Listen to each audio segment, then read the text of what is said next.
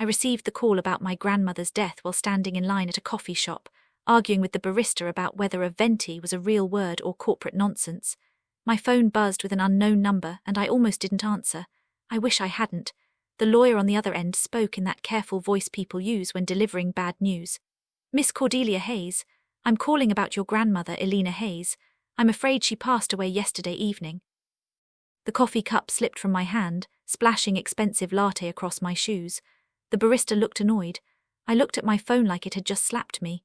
Grandmother Elena had raised me after my parents died in a car accident when I was 8. She was tough, funny, and rich, 3 qualities that made her both beloved and feared in our small Connecticut town. She owned the biggest house on Maple Street, drove a vintage Rolls-Royce she'd named Prudence, and had strong opinions about everything from politics to the proper way to fold fitted sheets. I loved her fiercely. Now she was gone, and I stood in a coffee shop with wet shoes, trying not to cry in front of strangers who were definitely staring. The funeral was scheduled for Saturday, 3 days away. I called my boss and took emergency leave, packed a bag, and drove the 4 hours from New York City to Riverside, Connecticut. The whole drive, I kept expecting grandmother to call and tell me it was a mistake, that she'd just been napping really deeply. But my phone stayed silent except for a text from my cousin Blake. "Heard about Elena, see you at the reading of the will. Not sorry for your loss or how are you holding up. Just a reminder that money was involved." That should have been my first warning. Riverside looked exactly the same as always. Perfect lawns, old money, people who wore pearls to the grocery store. Grandmother's mansion sat on 3 acres, white columns gleaming in afternoon sun. I pulled into the driveway and sat there for a minute, remembering Sunday dinners and Christmas mornings, and the time grandmother taught me to play poker using actual money because pretend stakes make pretend players. The front door opened, and my Aunt Vivian stepped out, wearing black designer clothes and an expression that suggested she'd been sucking lemons. Aunt Vivian was grandmother's only daughter and my least favorite relative. She'd married rich, divorced richer, and spent most of her time at expensive spas complaining about fictional problems. "Cordelia," she said, kissing near my cheeks without actually touching me. "So tragic about mother, though at 92 we knew it was coming." Her tone suggested she'd been planning the funeral for years. "The reading of the will is Monday. Everyone will be there." She emphasized everyone in a way that made me nervous. I grabbed my bag and walked past her into the house that smelled like lavender and old books and grandmother's perfume that probably cost more than my rent. The funeral was a circus. Half the town showed up, along with relatives I'd never met who suddenly appeared like vultures circling fresh roadkill. Blake arrived in a suit that cost more than my car, his wife Jessica trailing behind in heels, so high she looked like a baby giraffe learning to walk. My Uncle Howard, Vivian's brother, spent the entire service on his phone checking stock prices. The priest talked about Elena's generosity and spirit, and I wanted to throw my program at all these fake people who hadn't visited her once in the last year. After the burial, everyone gathered at the mansion for refreshments that Vivian had catered from the most expensive place in town. I hid in the library, grandmother's favorite room, surrounded by first edition books and the chess set we'd used for our weekly games. Blake found me there, holding a glass of wine he definitely didn't need. "Big day Monday," he said, grinning like a shark. "Grandmother was worth about 40 million. 40 million split how many ways?" He counted on his fingers dramatically. "Vivian Howard, you me, maybe some charities, could be 5 million each if we're lucky." I stared at him, disgusted. "She's been dead for 3 days, Blake. Can you at least pretend to be sad?" He laughed, actually laughed. "Cordelia, you always were too sentimental. Elena wouldn't want us mopping around. She'd want us to enjoy what she left behind." He clinked his glass against my untouched one and walked away. I sat there until the house emptied, until even Vivian left in her Mercedes, until it was just me and the ghosts of memories, and a very bad feeling in my stomach about Monday. Sunday I spent alone in the mansion, wandering through rooms full of grandmother's life. Her bedroom still smelled like her. Her closet still held dresses in plastic covers. Her nightstand still had a half-finished crossword puzzle with her handwriting in blue ink. I found photo albums in her study, pictures of me as a kid, gap-toothed and happy, pictures of my parents on their wedding day, pictures of grandmother as a young woman, beautiful and fierce, standing next to my grandfather who'd made his fortune in manufacturing before dying young and leaving her everything. Monday morning arrived with grey skis and the kind of cold rain that feels personal. I drove to the lawyer's office downtown, a historic building with dark wood and serious paintings of serious men. The receptionist led me to a conference room where my family had already gathered like they'd been camping outside. Vivian sat at the head of the table because of course she did. Howard scrolled through his phone. Blake and Jessica whispered to each other, probably calculating their future vacation destinations. I took the seat farthest from everyone and waited. Mr. Patterson, grandmother's lawyer for 30 years, entered carrying a leather folder that looked older than me. He was 70, bald, and had the tired expression of someone who'd seen too many families destroy themselves over money. "Thank you all for coming," he said, sitting down and opening the folder with careful hands. "Elena's will is straightforward, but I want to remind everyone that her wishes are legally binding and were made with sound mind and clear intent." That sentence hung in the air like a warning no one wanted to hear. He cleared his throat and began reading. "I, Elena Margaret Hayes, being of sound mind and body, do hereby declare this my last will and testament." Legal language followed, executor appointments, funeral arrangements, donations to various charities. Then he got to the assets. "To my daughter Vivian Hayes Morrison, I leave my collection of jewelry, appraised at approximately $800,000. Vivian smiled, satisfied. "To my son Howard Hayes, I leave my stock portfolio, currently valued at approximately $2 million. Howard nodded like he'd expected more but would accept it.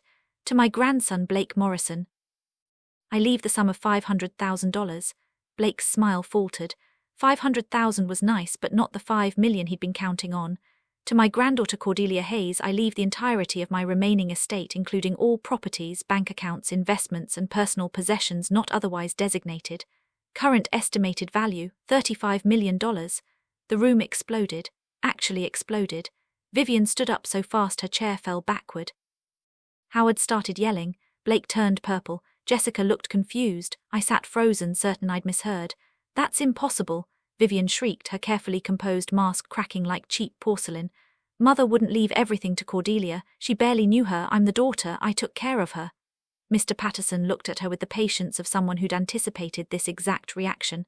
"Elena was very clear about her wishes, Vivian. Cordelia visited her every week for the last 10 years. She was Elena's primary companion and caretaker. These decisions were made carefully over several years." He pulled out another document. "She also left a letter for Cordelia to be read privately." Vivian leaned across the table, her face twisted with rage. "This is theft. You manipulated her, didn't you?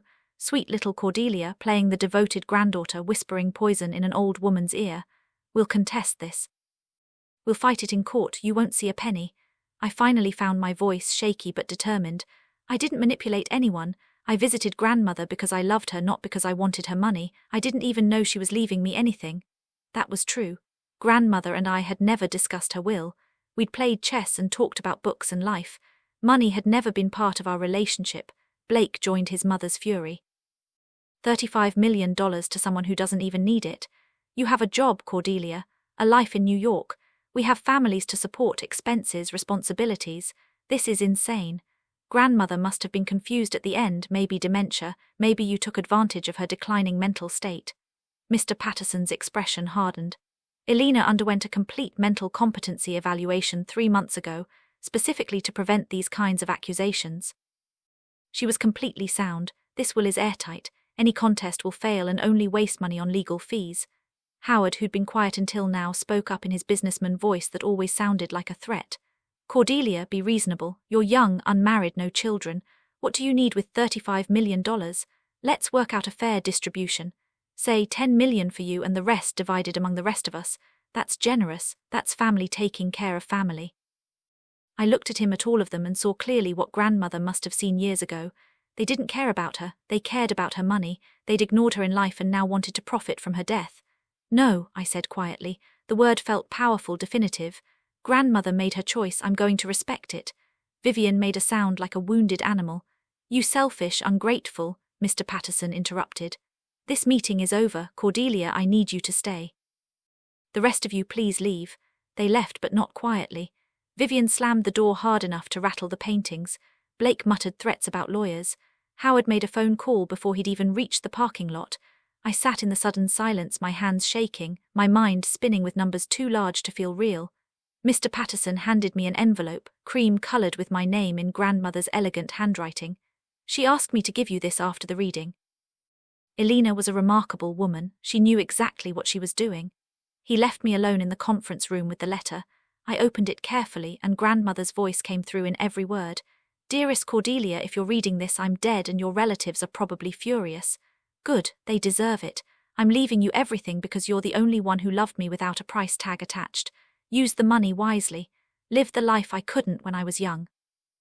And remember, family isn't always blood.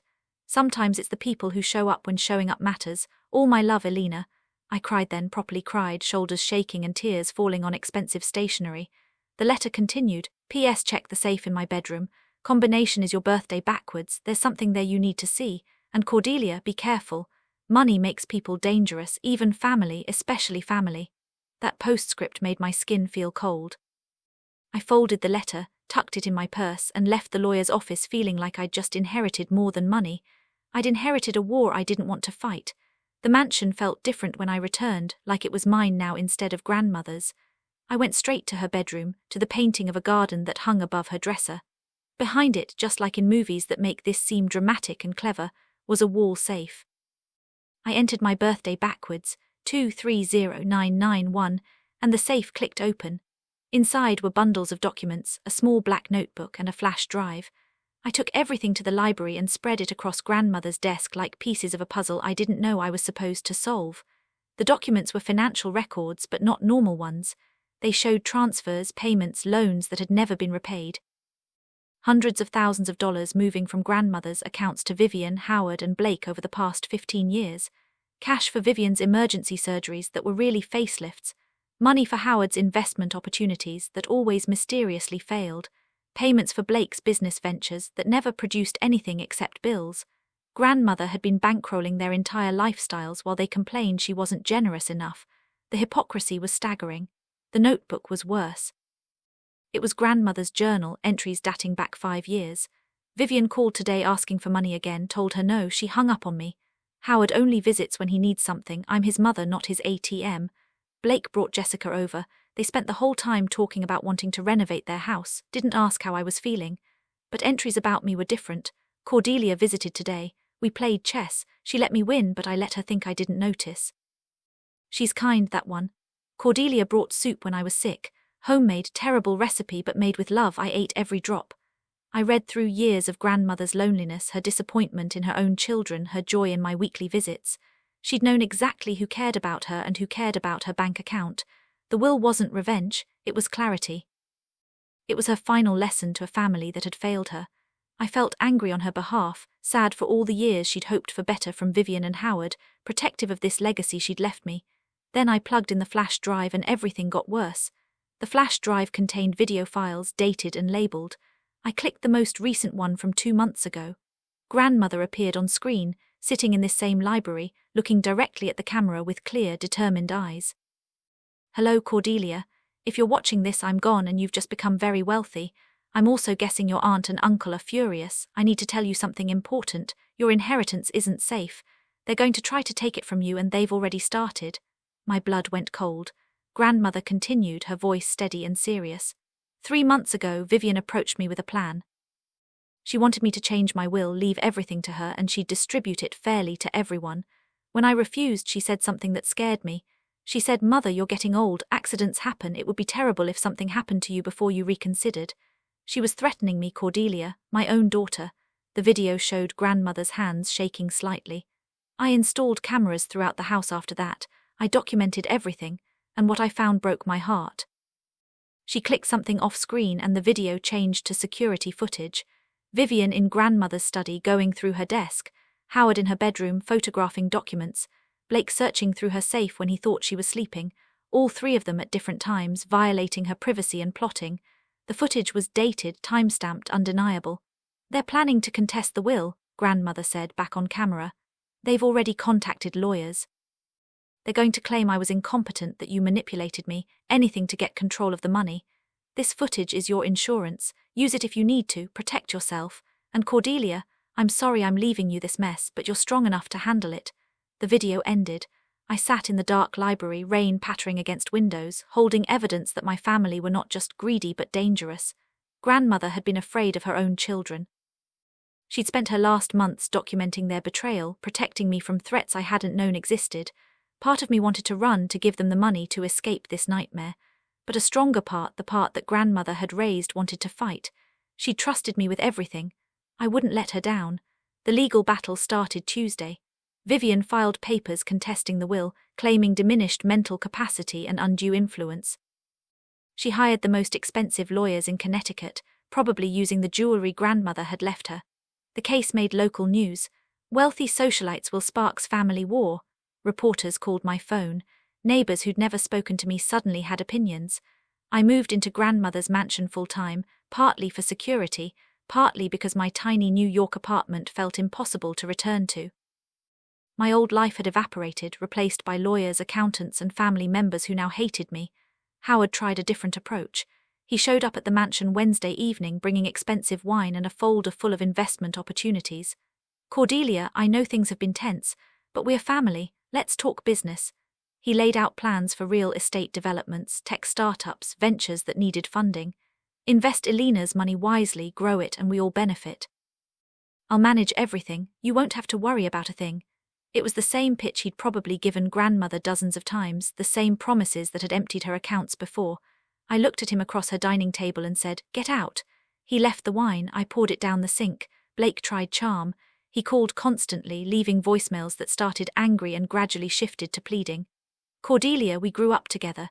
Remember building forts in grandmother's backyard? Remember birthday parties and Christmases? That has to mean something. I'm drowning in debt. Jessica's pregnant, we need help, just $1 million, maybe $2 million, you'd never even miss it. Please, for family." I listened to each message and deleted it. Grandmother's journal had shown me the truth. Blake had been bleeding her dry for years while barely visiting. His nostalgia was as fake as his affection. The hearing was scheduled for 6 weeks away. My lawyer, a sharp woman named Catherine Sullivan, who'd come highly recommended by Mr. Patterson, explained the process. "They'll try to prove Elena wasn't mentally competent. We'll counter with medical records, testimony from her doctors, evidence of her clear planning and judgment. The security footage of them going through her things will help enormously. They're claiming you manipulated her, but that footage shows they were the ones trying to manipulate and control." She paused. "But Cordelia, you need to understand, this could get ugly.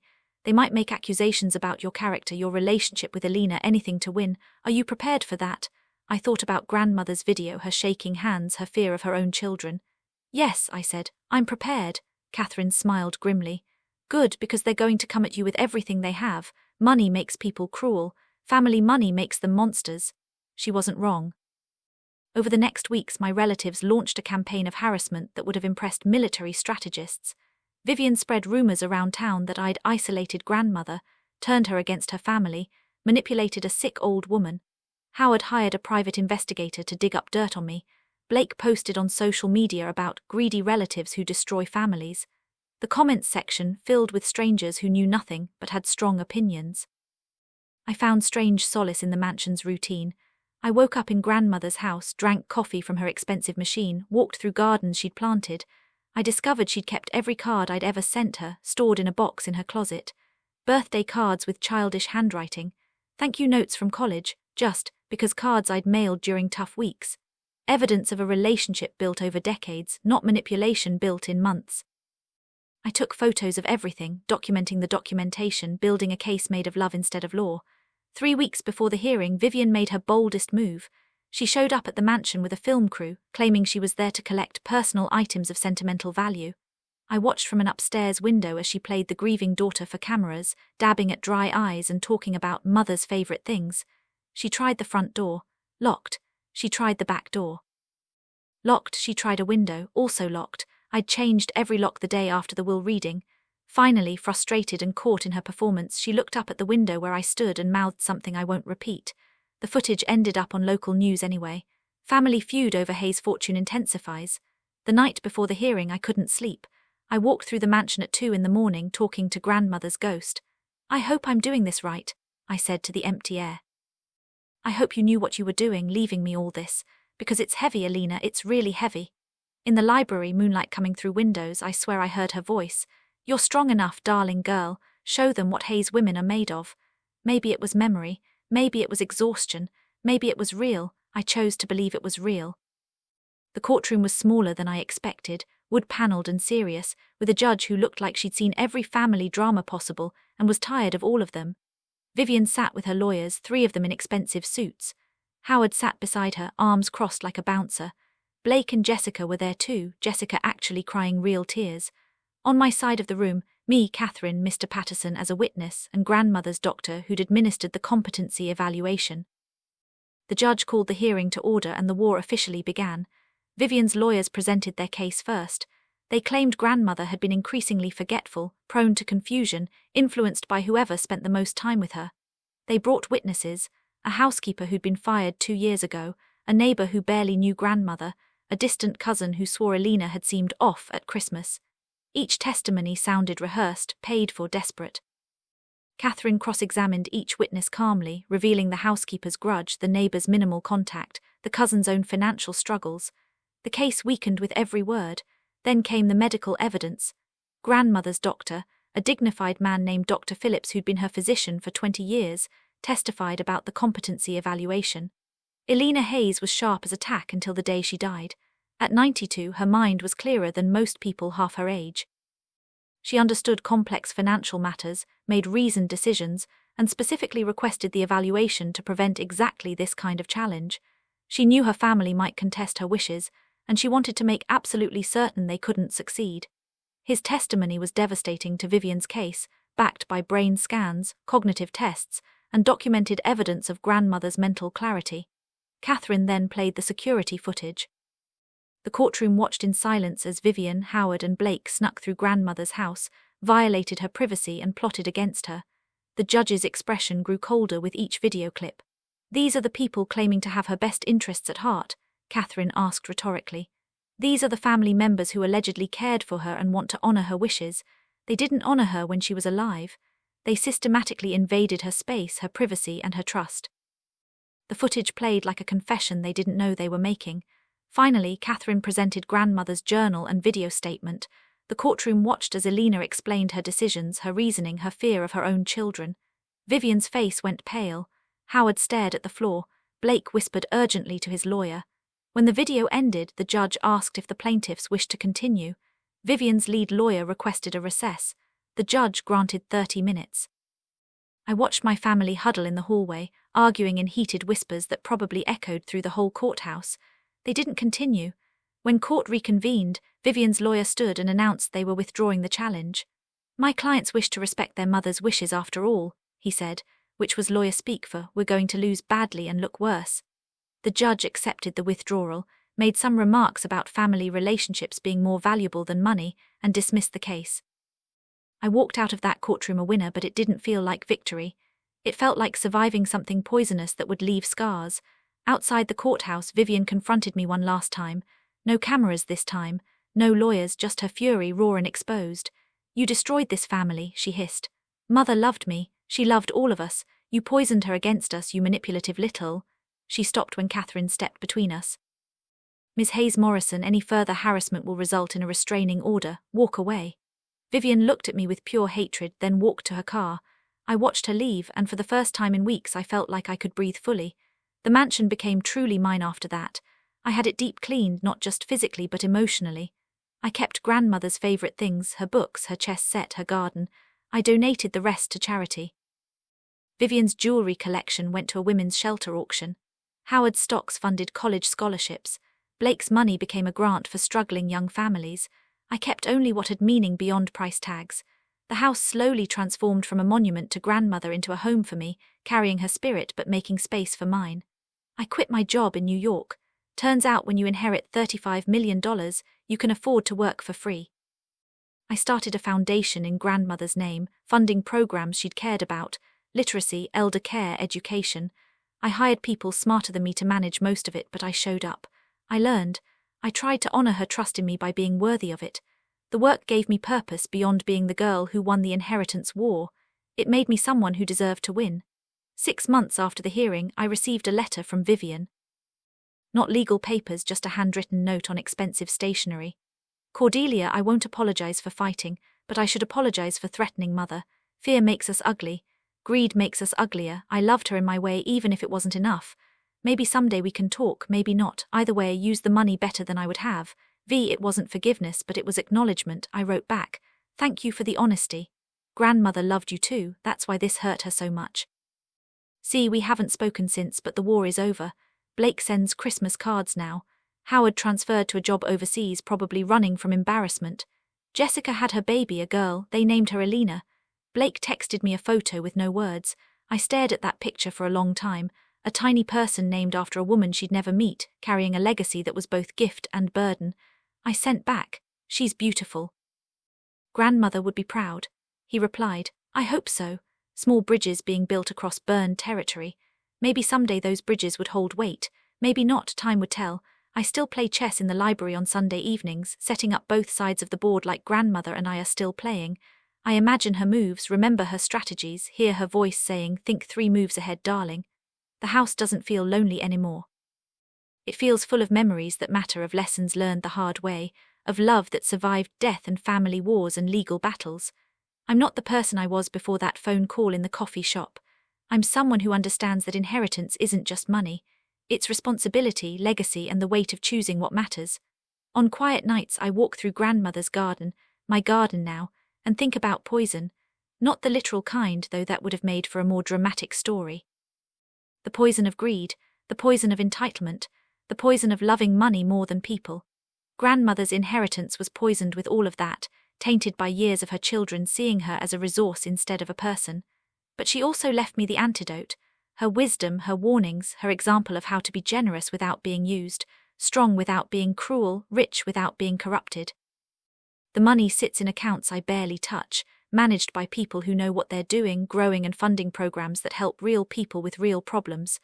I live in a mansion I didn't buy, drive a car that cost less than grandmother's gardening budget, and work 80 hours a week on a foundation that pays me nothing. Some people think I'm crazy, others think I'm noble. I think I'm just trying to deserve the gift I was given. Not the money, anyone can inherit money. The gift of being loved completely by someone who saw me clearly, and chose me anyway. So here's what I learned from my poisoned inheritance. Money reveals character, it doesn't create it. Greed lives in hearts long before it shows up in bank accounts. Family can be toxic, and sometimes the best thing you can do is establish boundaries strong as fortress walls. Love shouldn't come with price tags. Grandmothers who threaten to haunt you if you misuse their legacy are probably serious, even from beyond the grave. And sometimes the best revenge isn't revenge at all. It's living well, loving freely, and using poison to create its opposite. I'm 28 now. I live in a mansion with a foundation bearing my grandmother's name. I have millions I didn't earn and relatives who barely speak to me. Some nights I miss my old life, the simplicity of coffee shop lines and small apartments and not being responsible for other people's futures. But most nights I sit in grandmother's library, our library, reading her books and playing our endless chess game, and I feel her pride like sunshine. "You're doing fine, darling girl," I imagine her saying. "You're doing just fine."